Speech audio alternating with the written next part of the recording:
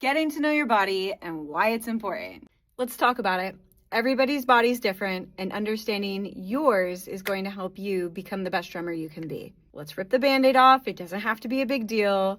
We already know men and women are just built differently. On average, men tend to have more muscle and greater absolute strength. This is due to hormones, body composition, and size. It's okay to talk about these generalizations because I'm not bringing them up as a competition, and I recognize that there are lots of individuals that fall outside of these averages. So why am I even bringing it up? Because depending on what you want to accomplish, self-awareness is key in being able to achieve your goals. Drumming should not be promoted as a one-size-fits-all. I 100% believe that everyone can drum and should drum, but how they do so is what's right for their body and what works for them.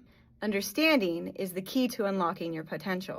Truth, muscle works the same way for everyone, and training is what narrows gaps and differences substantially, especially relative to body weight.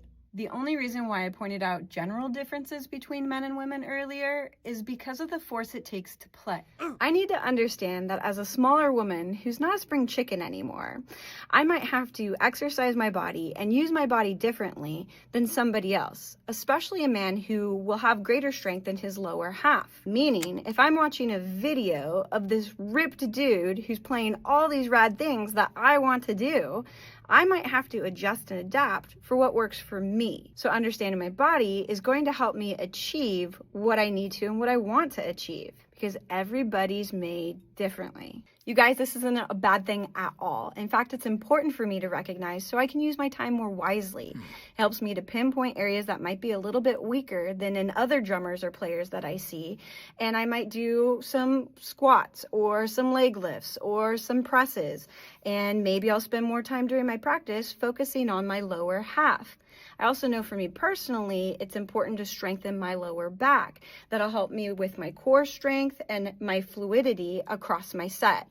I'll be able to hit bigger and better. The last thing anybody wants is to get frustrated because they can't do a cool trick and they don't understand that what's keeping them back is their body. But you can fix that.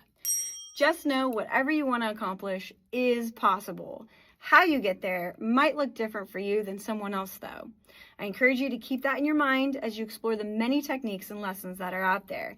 And I give you permission to do what feels right for you. As long as you understand what it is that you're doing, you'll be fine. That's all I got for now, so play on, plays, and I'll see you later. That's how I do it. Yeah, that's how I do it.